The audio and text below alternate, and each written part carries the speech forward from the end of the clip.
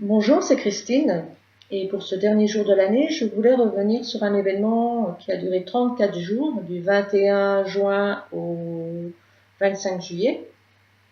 Et c'était la grève de la faim que j'ai menée contre des décisions de la CAF, c'est-à-dire celle de couper les 3/4 de l'APL parce que mon fils avait atteint l'âge de 21 ans, 31, de 21 ans. Pendant cette grève de la faim, j'ai été très isolée par rapport aux médias qui n'ont pas bougé, malgré que j'ai téléphoné, écrit, etc. Donc TF1, M6, BFM TV, ah là, ils ont été vraiment horribles. Même les radios, Radio France Bleu, Drôme Ardèche, qui ont dit que mon cas ne les intéressait pas. Enfin voilà, il n'y a qu'une seule journaliste du Dauphiné libéré, roman Isère, qui a bien voulu m'écouter et faire un article.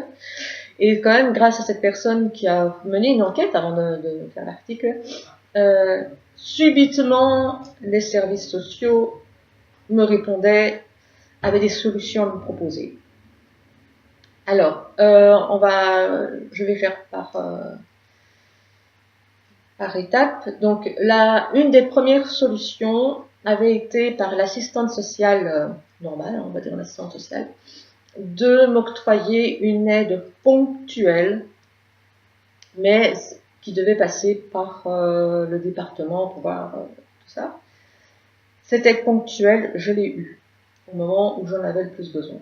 Donc, je l'ai eue. Après, j'ai été contactée par comment on appelle ça, une assistante sociale du CPAM qui est venue avec d'autres assistantes sociales. On a bavardé un bon moment. Donc déjà, moi je savais pas qu'il y avait un service social au CPAM. Donc pour les Belges, CPAM c'est la sécurité sociale.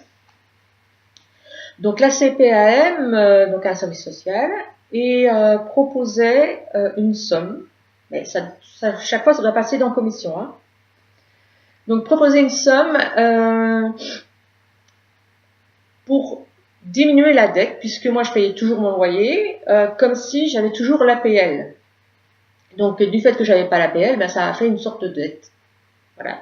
Et donc une somme assez importante a été tout de suite versée au bailleur pour réduire cette dette. Alors le bailleur a aussi joué le rôle, c'est-à-dire que je dois payer l'entièreté du loyer, comme si sans l'APL, donc ça me fait beaucoup, plus un petit reliquat de 20 € pour apurer cette dette. Ça a été accordé. Eux, ils étaient d'accord pour un reliquat de 10 €, mais la CAF n'a pas voulu parce que c'est un minimum de 20. Bon, voilà. Donc on se serre un peu la ceinture et j'y arrive. Après, donc ça, je devais faire pendant 3 mois minimum. Enfin non, je dois toujours le faire, mais si je faisais pas ça, je n'avais pas une aide qui s'appelle le FULH. Alors ce terme, FUL maintien qu'ils disent, est bien propre à la Drôme. Il doit s'appeler autrement dans les autres départements. Excusez-moi, j'ai mon nez qui gratte. Voilà. Et cette aide, je l'ai eue hier. C'est pour ça que j'attendais. C'était la dernière aide que je vais avoir. Je vais recevoir en 2 fois une certaine somme d'argent qui va m'aider à payer mon loyer et de ce fait pouvoir moi un peu souffler pendant les quelques mois que ça va me servir. La sécurité sociale, donc la CPM, m'avait aussi dit qu'ils mettaient en place un dossier de CS, complémentaire santé, pour que j'ai moins de mutuelles à payer. Je payais 82 € de mutuelle par mois pour mon fils et moi. Et en fait, je n'ai pas eu cette complémentaire santé, j'ai eu peut-être mieux, j'ai eu ce qu'on appelle la CMU, couverture mutuelle universelle, je crois que ça s'appelle comme ça. Donc je ne paye plus 82 €. Cette CMU avait été refusée à Guillaume, Moi, parce que je dépassais, mes revenus dépassaient le quota. Et mon fils devait, soi-disant, travailler un minimum de 60 jours. Or, il y a des personnes qui arrivent en France qui ne travaillent pas du tout, n'ont même jamais cotisé et ont la CMU. C'était assez bizarre, mais c'est comme ça, on s'était renseigné, c'était comme ça. Et finalement, cette assistante sociale a réussi à ce que pendant au moins un an, Guillaume et moi bénéficions de cette CMU. Si mes ressources n'ont pas changé et que Guillaume, ses ressources n'ont pas changé, ben, ça sera reconduit. C'est d'année en année, en fait. Donc voilà, toutes les aides ont été accordées. Tout le monde a fait son job. On va dire que ça a été long, si on pense du mois de juin au mois de décembre, mais bon, c'est vrai qu'il y a des dossiers à faire, il y a des commissions, ça doit passer en commission. Il y a un dossier encore qui reste à être validé, mais ça concerne pas encore trop la grève de la faim. C'est quand même la MDPH, donc pour les Belges, c'est la Maison départementale des personnes handicapées. Et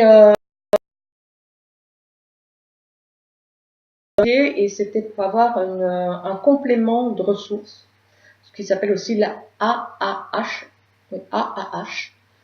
parce que comme personne handicapée.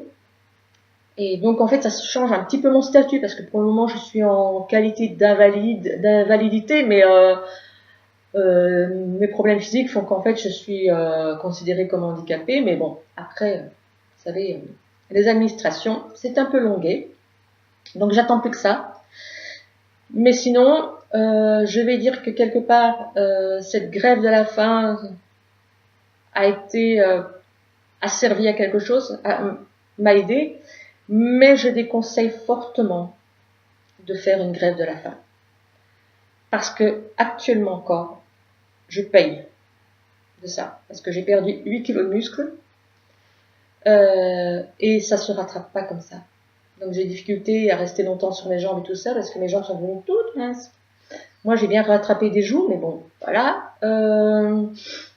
J'ai été très malade après, j'ai eu une pancréatite, c'était horrible. Réintroduire l'alimentation a été très difficile. Encore maintenant, j'ai des difficultés à manger alors que je suis végétarienne. Il y a des choses que j'ai encore du mal à manger. Voilà, vraiment, c'est pas quelque chose à faire, c'est pas quelque chose qu'on prend à la légère.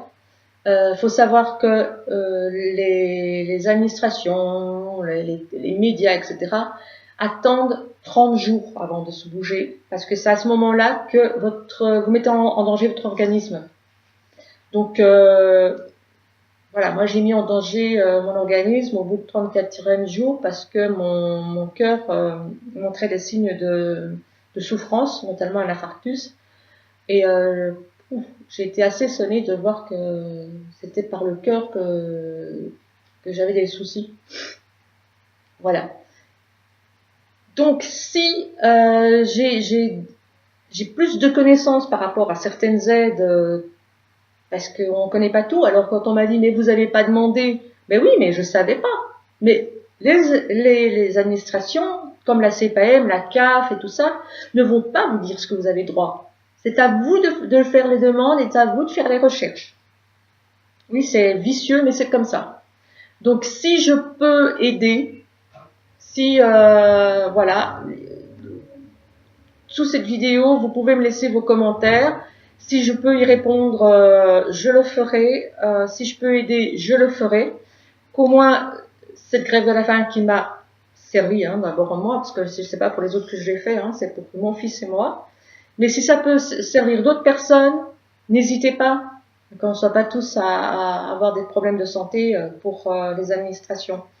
Parce qu'il y a des possibilités d'être aidé. Il ne faut pas abuser, mais il y a des possibilités. Voilà. Donc merci à tous de m'avoir soutenu, d'aller encore sur ma page, même si pour le moment je n'y mets plus rien. C'est pour ça que je fais cette vidéo, pour clôturer le côté de la grève de la faim que j'ai entamée en 2016. Je vous dis à tous merci et courage, parce qu'il y a des solutions, et il faut les connaître.